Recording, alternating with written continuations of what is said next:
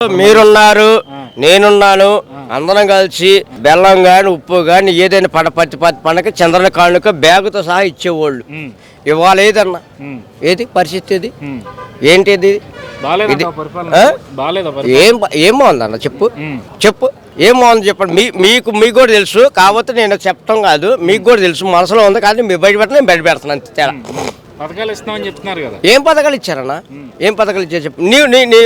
ఇప్పుడు అన్నా మేము అసలు సరే ఇప్పటికే క్రిస్మస్ జరిగింది, రంజాన్ జరిగింది, అన్నీ జరిగినాయి. ఏ కానుక వచ్చింది నీకు? బెల్లం వచ్చిందో?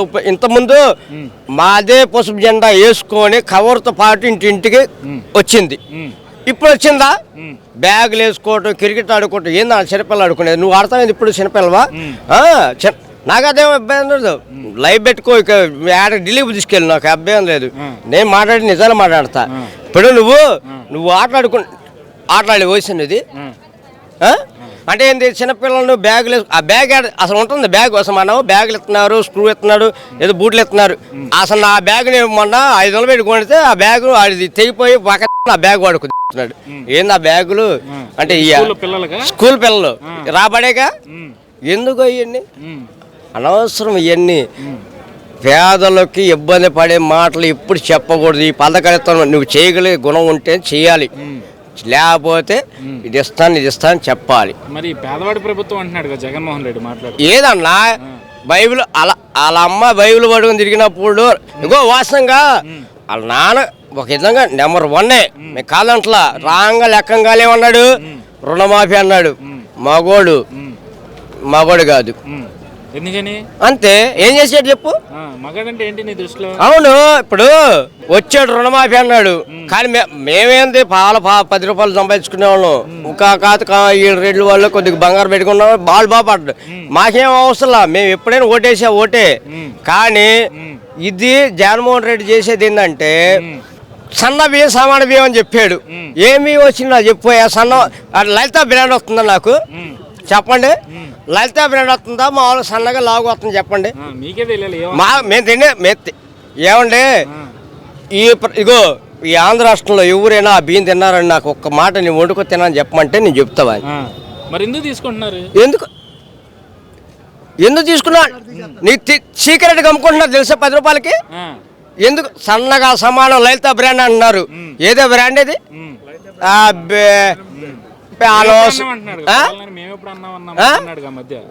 కొడాల నాడి తిడుతున్నాడు, అనిల్ తిడుతున్నాడు, అందరు తిడుతున్నారు. ఇవాళ ఒక్కోటి రాజీనామా తప్పుకొని పక్క తిడుతున్నారు. ఎందుకంటే రేపు అధికార పార్టీ మనది వస్తుందని తెలుసు, వాళ్ళ బగిలిద్దని తెలుసు.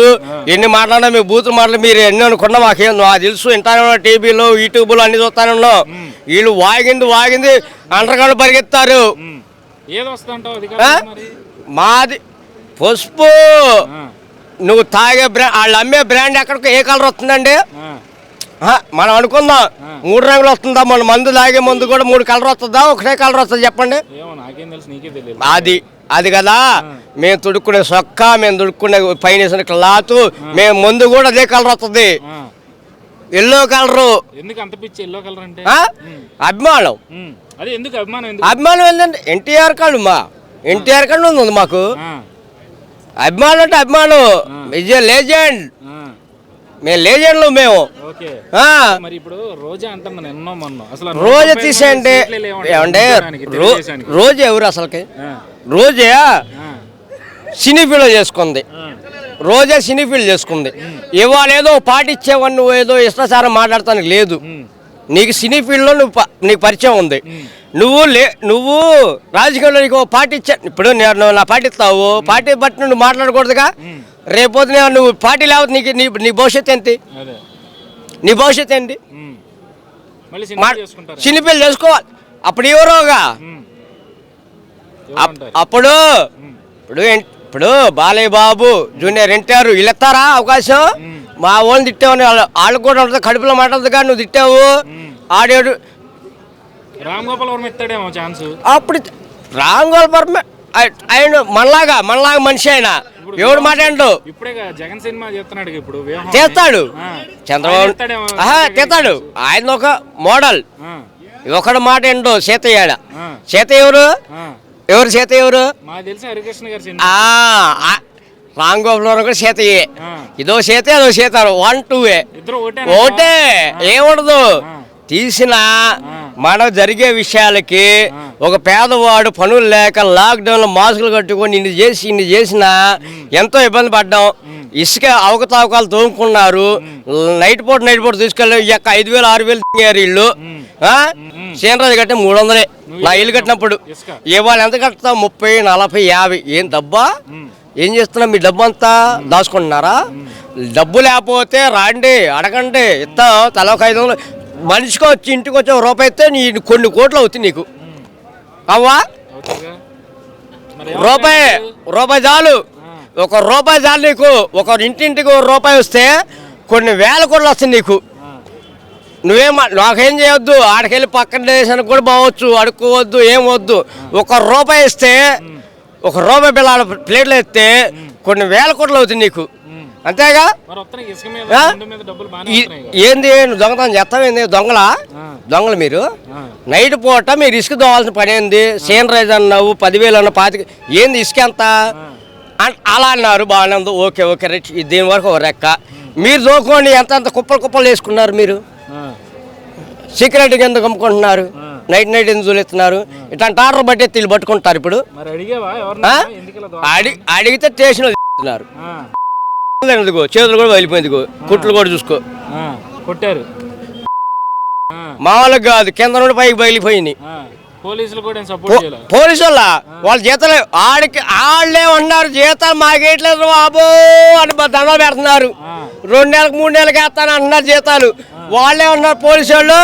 మాకు అరే బాబు ఏ బాగుంటారు ఓట్లు మీకు దండం పెడతా ఉన్నారు పోలీసు వాళ్ళు. మా అన్నయ్య పోలీసే, పెద్దమ్మ కొడుకు. మా బామర్దేమో సిబిఐ. నెక్స్ట్ ఏ బాగుండా మీ దండ మా జీతాలు రావట్లేదు అంటున్నారు. దీనికి ఏం చెబుతారు మీరు చెప్పండి.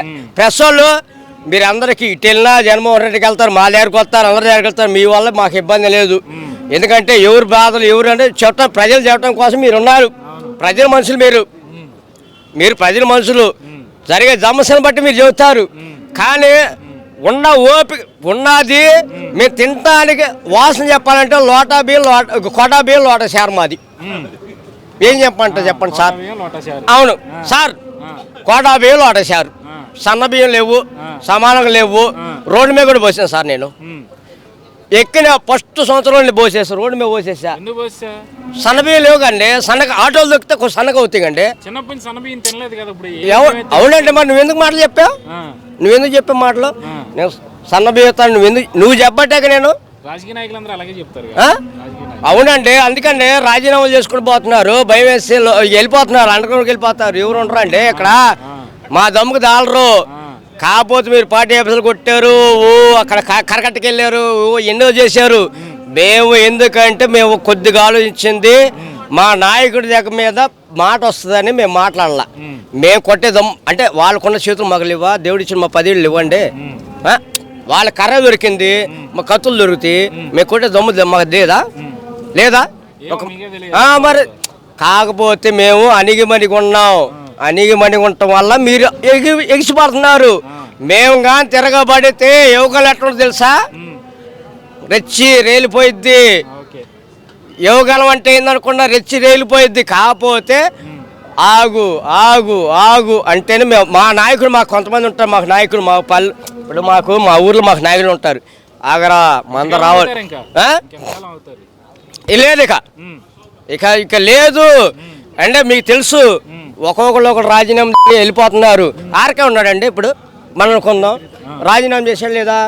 మరి బలం ఉన్నవాడు ఎందుకు వెళ్ళిపోయాడు? దమ్ము ధైర్యం. ఒక్కొక్కరు నరుకుతుంటే అలిపోతుంది, మాకు ఊపు వస్తుంది. కానీ ఆ ఊపు మాకు రావటం కాదు. మా అధికార పార్టీ వస్తే అప్పుడు ఇలా అలిసిపోతారు. ఏ లేదు వాళ్ళకి ముందు చేయడానికి కూడా ఎవరు ఉండరు.